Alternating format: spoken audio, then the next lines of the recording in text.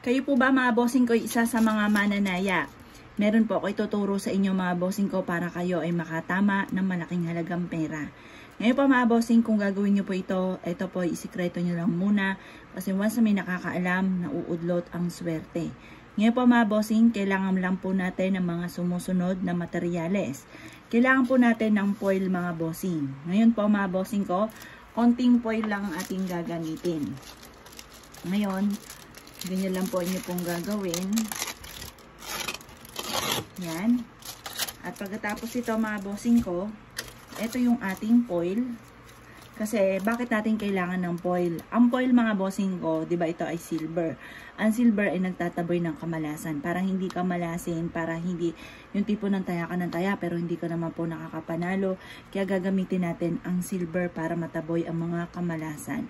Ngayon pa mga bossing, kailangan din po natin ng barya.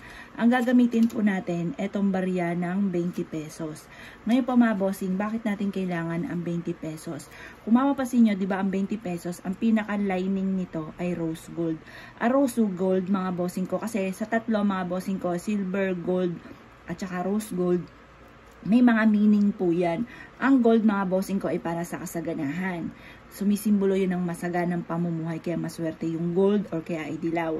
Tapos yung silver mga bossing ko ay nagtataboy naman ito ng mga kamalasan, ng mga bad spirit, kaya maaaring maraming mga negatibo, kaya mas maganda magsuot ka rin ng tatlong kulay na ito mga bossing, rose gold, gold, at saka silver mga bossing. Kasi ang silver mga bossing ko, once na meron kang ganyan mga bossing ko, kung may mga kumapit ko ng kamalasan sa inyo, itataboy ng silver mga bossing. Tapos yung rose gold naman po mga bossing ko ay mabilis na solusyon sa mga problema pinagdadaanan. Mabilis na pagpapatupad sa mga wishes mga bossing. Ngayon pa mga bossing, dahil ito po ay bilog, ang barya ay nag-a-attract ng pera. Para mabilis gumulong ang magandang kapalaran, kailangan natin ng barya. Ngayon po, ang gagawin lamang po natin ay ganito lamang. Yan.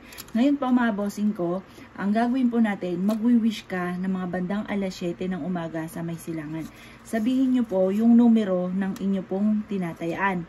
Sabihin nyo po, halimbawa lang ito mga bossing, pero nasa inyo kung gusto nyo pong tayaan. 4, 3, 20, 10, 28, 19. Yun po yung ating numero. Alaga ko rin po yan. Baka hindi ko siya matayaan at kayo ang makataya, tas bigla kayong nanalo, ibig sabihin sa inyo po yan talaga.